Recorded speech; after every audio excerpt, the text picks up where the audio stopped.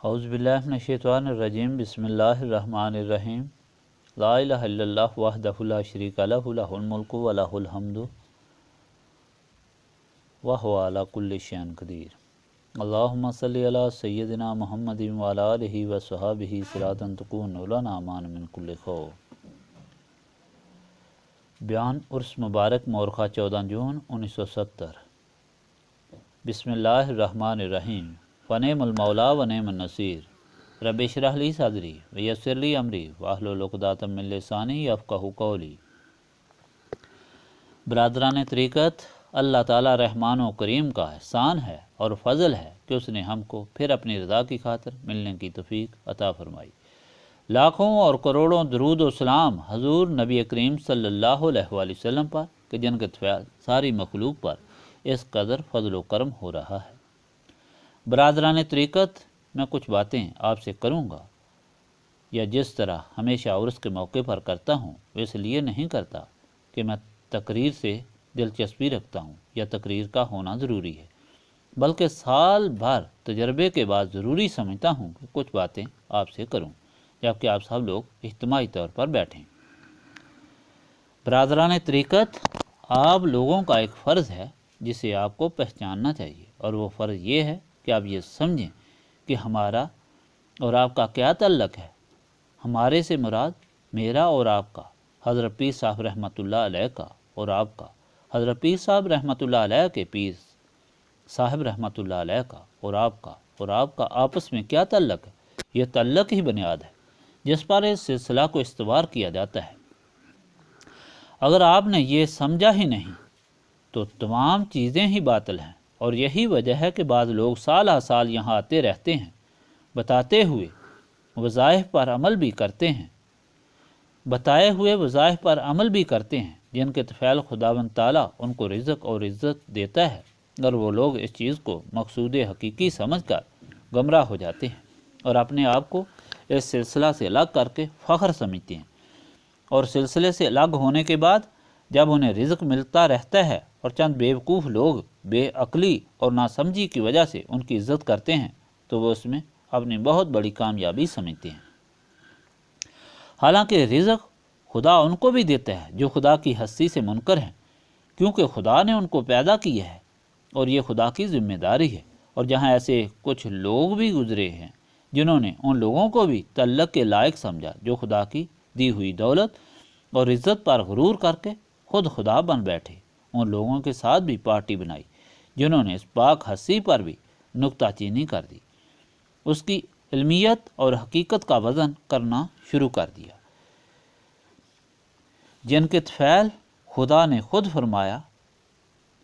کہ میں نے تم کو پیدا کیا، یعنی حضور پاک صلی اللہ علیہ وآلہ وسلم نہ ہوتے تو یہ عالم وجود میں نہ آتا۔ اگر سمجھ ہو یا عقل ہو یا ہدایت کا نشان وجود میں ہو تو صرف ایک فرمان ہی یہ سمجھانے کے لیے کافی ہے کہ خدا تعالیٰ کے بعد اگر کوئی ہستی ہے، خدا تک پہنچنے کے لیے اگر کوئی وسیلہ ہے،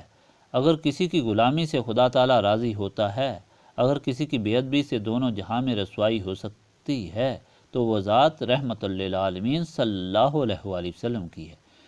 مگر جن کے قلوب زنگ آلود ہو جاتے ہیں اور عقل شل ہو جاتی ہے نفسانیت اور شیطانیت کی پیدا کردہ ظلمت کی وجہ سے، تو وہ اس صراط مستقیم کو بھول کر بالکل ایسی راہ پر چل پڑتے ہیں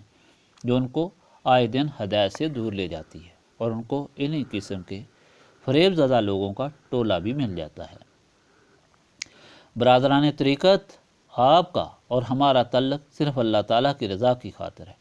آپ لوگوں کو یہ سمجھ کر آنا چاہیے کہ آپ خدا کی رضا کے متلاشی ہیں، اور خدا کی رضا حاصل کرنے کے لیے اس راہ کے علم کی ضرورت ہے جو خدا تک لے جاتا ہے۔ اس راہ پر چلنے کے لیے ایک رہنما کی ضرورت ہے، پھر اس راہ پر چلنے والوں کے ٹولے میں داخل رہ کر اس راستے سے بچنے کی ضرورت ہے جس پر خدا کا غضب ہوا۔ اس ٹولے میں رہ کر خدا کے انعام و اکرام کا حامل رہنے کے لیے خدا کے انعام یافتہ ٹولے میں شریک رہنے کی ضرورت ہے۔ یہ الگ بات ہے کہ ہر انسان خواہ امیر ہو یا غریب، فقیر ہو یا دنیا دار، دنیاوی مسائل میں مبتلا ہے، اور اللہ تعالیٰ کو مشکل کشا سمجھ کر خدا کے بندے کی طرف بھی رجوع کیا جاتا ہے، مگر یہ چیزیں طفیلی ہیں، بنا تعلق نہیں، بنا تعلق خدائی محبت اور خدائی رضا ہے۔ بالکل اسی طرح ہم بھی آپ سے تعلق رکھتے ہیں۔ ہم یہ سمجھتے ہیں کہ خدا کو پہنچنے کا ذریعہ آپ سے تعلق ہے، کیونکہ آپ خدا کے معزز مہمان ہیں۔ مہمانوں میں فرق ہوتا ہے، ایک مہمان وہ ہوتا ہے جو مطلب کے لیے آتا ہے اور صاحب خانہ کو اپنا مطلب سمجھاتا ہے، مگر آپ اللہ تعالیٰ کے مہمان ہیں جو اللہ تعالیٰ کو ہی چاہنے والے ہیں، اس لیے آپ کا رتبہ بلند ترین ہے۔ آپ کی خدمت کو ہم نجات کا ذریعہ سمجھتے ہیں، آپ سے محبت اور آپ کی قدر ہم اللہ تعالیٰ کی رضا کا ذریعہ سمجھتے ہیں۔ ہم وہ لوگ ہیں جو دنیا کے عدم ثبات پر حق الیقین رکھتے ہیں اور دنیا اور مافیا سے بیزار ہو کر صرف اور صرف اللہ تعالیٰ کی رضا کے طالب ہیں، بلکہ خدائی رضا پر اپنی جان اور اپنی خواہشات کو قربان کر چکے ہیں۔ اور ہم کو پشت سے یہی سبق ملتا آیا ہے کہ مالک کو اگر راضی کرنا چاہتے ہو تو اس کی مخلوق کی خدمت کرو، یہی مالک تک پہنچنے کا واحد راستہ ہے۔ اگر آپ کی خدمت یہ بھی ہے کہ آپ کو کھانا کھلائیں، آپ کو کپڑے پہنائیں اور آپ کی مٹھی چابی کریں، مگر ایک طرف تو یہ ادنا خدمت ہے اور دوسری طرف اگر سب نہیں تو اکثر مالک کے دیے ہوئے کی وجہ سے اس سے بے نیاز ہے۔ اور اس کے علاوہ آپ کی بہترین خدمت وہ ہے جس کو آپ اپنی جان اور اپنے مال سے زیادہ عزیز سمجھ کر دکھ اور تکلیفات اٹھا کر ان دشوار گزار راستوں کو عبور کر کے یہاں پہنچتے ہیں، اور جس کو حاصل کرنے کے بعد آپ دینی اور دنیاوی مشکلات سے نجات حاصل کر کے واصل حقیقت ہو جائیں۔ برادران طریقت، اگر یہ حقیقت سب کے سامنے ہو کہ ہم خدائی تعلق دار ہیں، یہ ٹولہ ہماری نجات کا ذریعہ ہے، یہ وہ سلسلہ ہے کہ جس میں داخل ہو کر اللہ تعالیٰ راضی ہوتا ہے اور دین اور دنیا کی دولتوں سے مالا مال ہوتے ہیں۔ قیامت کے دن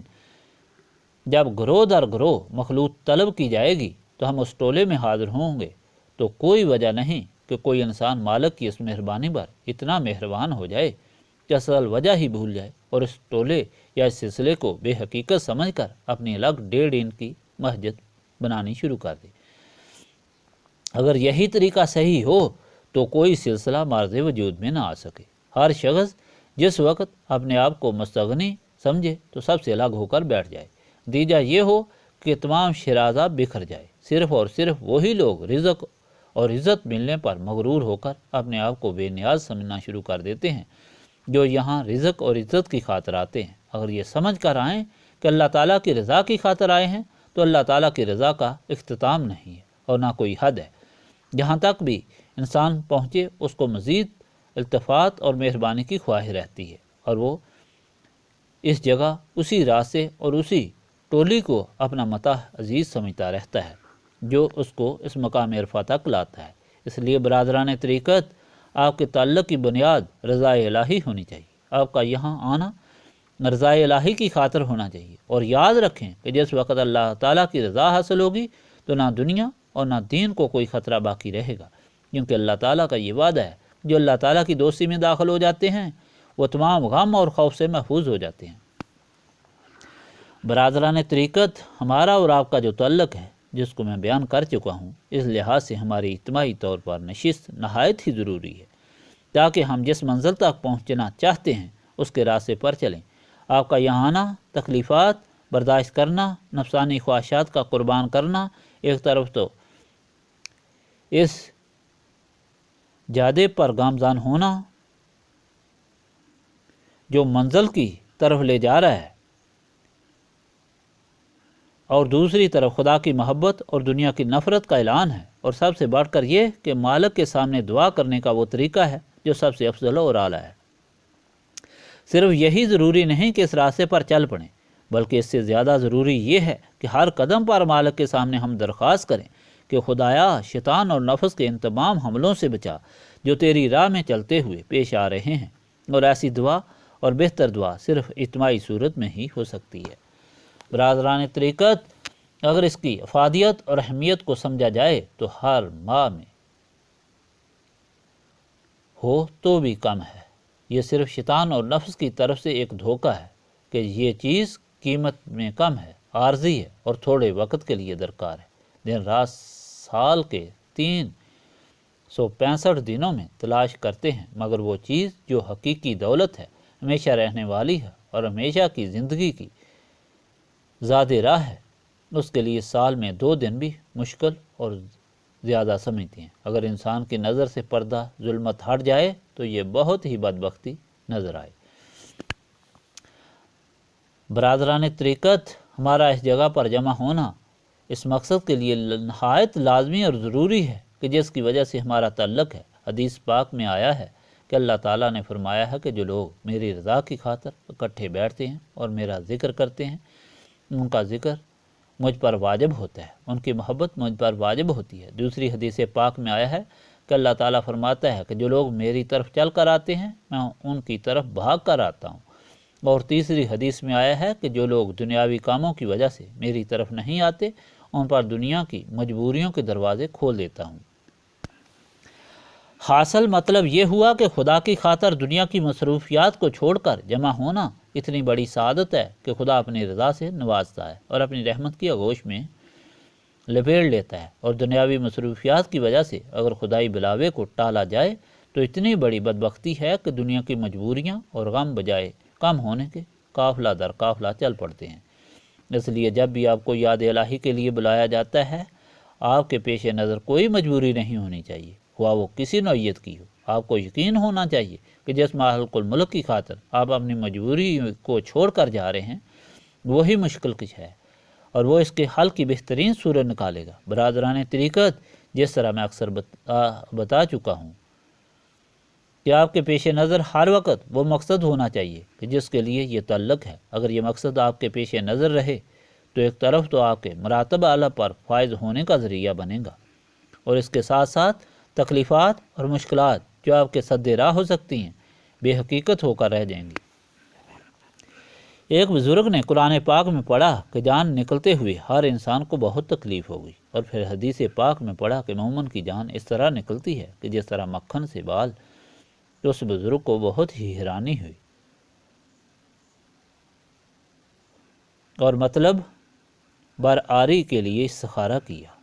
حضرت پاک صلی اللہ علیہ وآلہ وسلم خواب میں تشریف لائے اور حکم دیا کہ سورہ یوسف پڑھو۔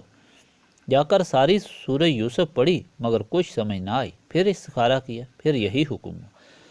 3 مرتبہ جب اس طرح حکم ہوا اور 3 مرتبہ سورہ یوسف پڑھنے سے کوئی سمجھ میں نہ آیا تو بالآخر ایک دوسرے درویش کی خدمت میں حاضر ہوئے اور سارا ماجرا سنایا۔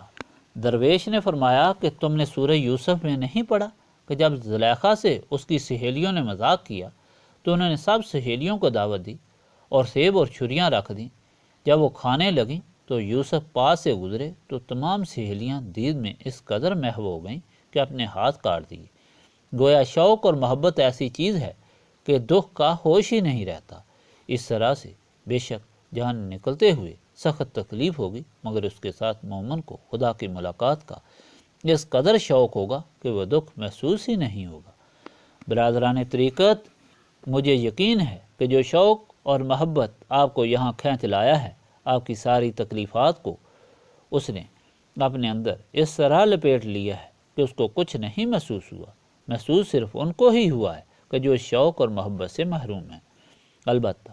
چونکہ جس طرح میں پہلے بتا چکا ہوں کہ آپ کی خدمت اس عظیم اجتماع کی خدمت جس کا ذرہ ذرہ خدائی شوق سے بےتاب ہو کر یہاں پہنچا ہے، میری نجات، میرے مقصد کے حصول کا ذریعہ ہے۔ اس لیے مجھے باوجود اپنے تمام وسائل استعمال کرنے کے آپ کی تکلیفات کا شدت سے احساس ہے، اور اس کا اظہار میں اس طرح کر سکتا ہوں کہ آپ کے ساتھ مل کر اس بے مثال مالک کے سامنے عاجزی سے التجا کروں کہ خدا آپ کو اس کا بھی عظیم بدلہ دے۔ اللہ تعالیٰ اپنی ذات پاک کے طفیل، اپنے پاک کلام قرآن مجید کے طفیل، اپنے پیارے حبیب حضرت محمد مصطفیٰ صلی اللہ علیہ وآلہ وسلم کے طفیل ہم کو گزشتہ گناہوں کی معافی عطا فرمائے، ہمارے دل کی تاریکی کو دور کر کے نور معرفت سے منور فرمائے، ہماری موت، ہماری حیات، ہماری جان، ہمارا مال، ہمارا ہر قول اور ہر فعل اپنی رضا کی خاطر رکھے، ہم کو اپنی جناب سے اپنی غلامی، اپنی بندگی عطا فرمائے، اور حضور پاک حضور پاک نبی کریم صلی اللہ علیہ وآلہ وسلم کا صحیح غلام بنائے۔ اللہ تعالیٰ محتاجوں کو غنی کرے، بیماروں کو شفا عطا فرمائے، بے اولادوں کو اولاد عطا فرمائے، آمین۔ اللہم صلی علی سیدنا محمد وعلی آلہ وصحبہ صلاۃ تکون لنا امان من کل خوف۔ ربنا تقبل منا انک انت السمیع العلیم وتب علینا انک انت التواب الرحیم۔ سبحانک ربک رب العزۃ عما یصفون وسلام علی المرسلین والحمد للہ رب العالمین۔